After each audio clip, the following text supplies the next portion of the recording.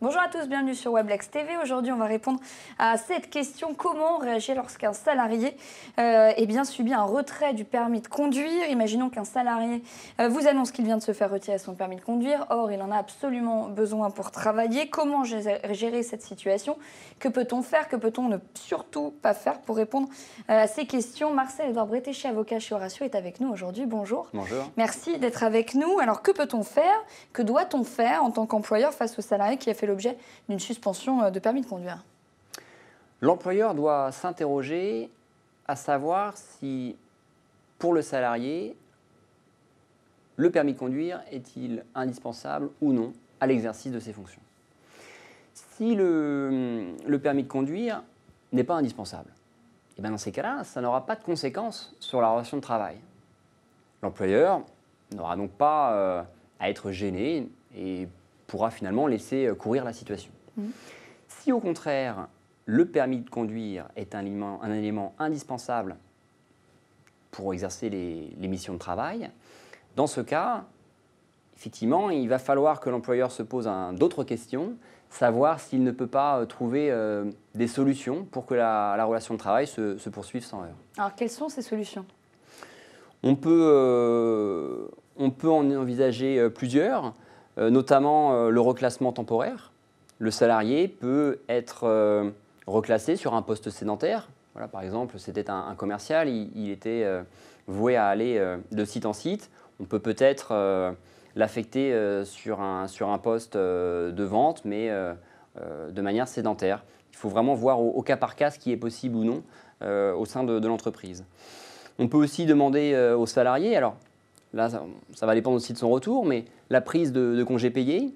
On peut aussi envisager une suspension de son contrat de travail, le temps qu'il retrouve la possibilité de conduire. Ou encore, ça peut être l'occasion de former le salarié, voilà, de lui faire passer une formation dont il pourrait avoir par la suite besoin. Est-ce qu'on peut aller jusqu'à reprocher au salarié d'avoir perdu son permis de conduire et donc le licencier pour faute? Il faut distinguer deux situations.